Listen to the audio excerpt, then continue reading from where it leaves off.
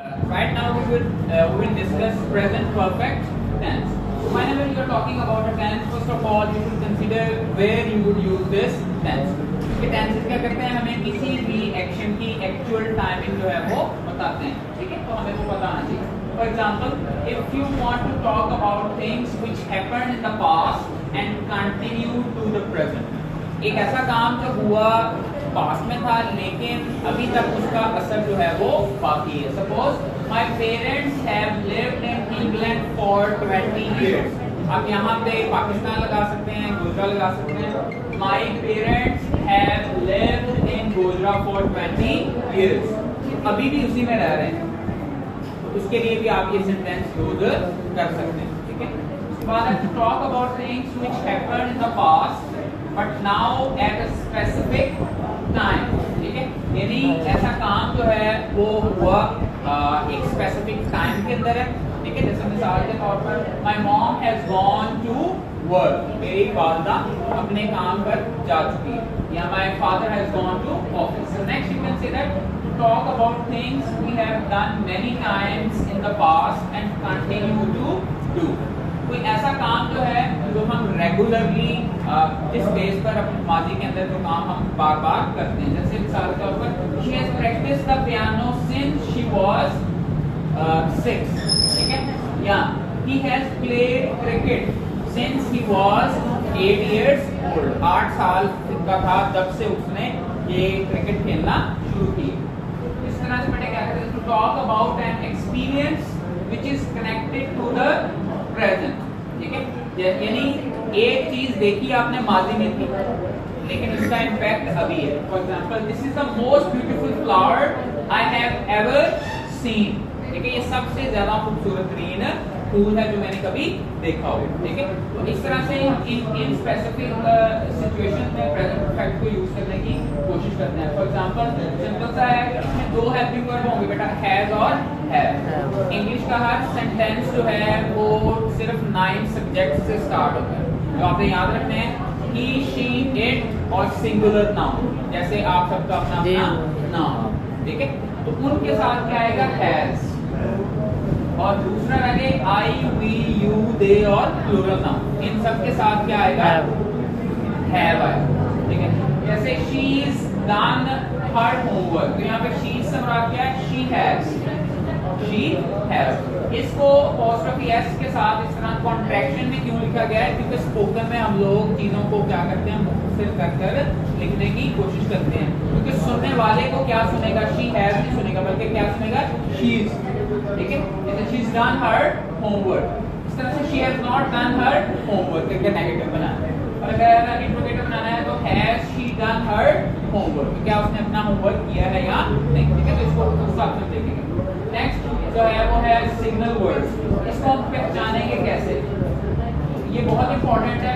अगर किसी फिक्रे के अंदर क्या लगा हुआ हो, ऑलरेडी, तो इसका मतलब है ये काम पहले हो चुका है.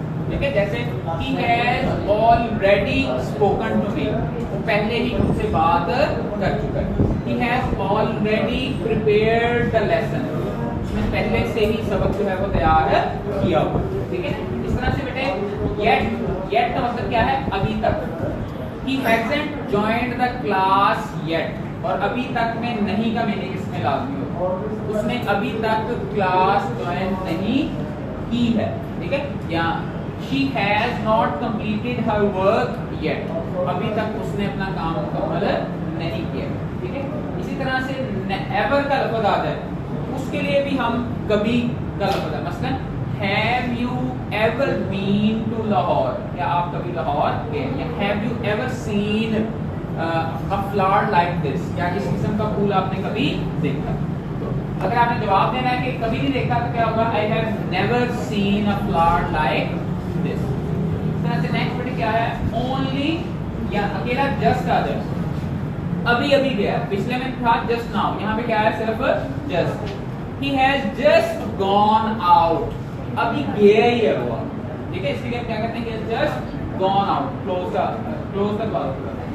he has just gone out. इसके बाद बेटे क्या है, only just लग जाए तो उसमें भी आप यही वर्ड यूज कर सकते हैं. उसके बाद recently he has learned this lesson recently, यानी he has completed his degree recently, अभी अभी उसने अपनी डिग्री जो है वो कंप्लीट की।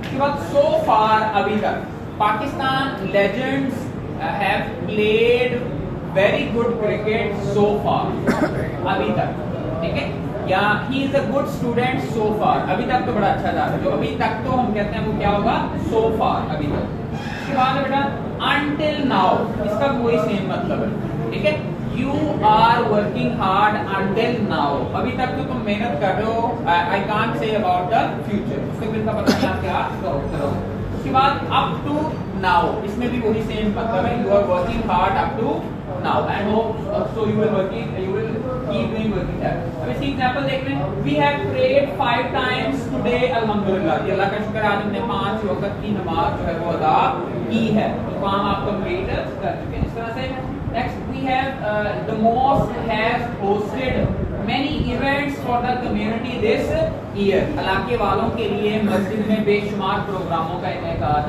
किया गया। Next the Quran has been recited by millions of people since its revelation। ये बेटा पैसिव वॉइस है, प्रेजेंट परफेक्ट है, पैसिव वॉइस की वजह से हम बीन का लफ्ज यूज करेंगे, ठीक है। यहाँ इसको सिंपल कर लें, he has recited the Holy Quran, उसने कुरान मजीद की तिलावत। The Islamic Center has served thousands of meals to the needy so far, जो इस्लामिक सेंटर बना हुआ है हेल्प के लिए, उसने बेशुमार लोगों की अभी तक जरूरतमंदों की मदद की, ठीक है। इसी तरह से Muslims have been fasting during the month of Ramzan for century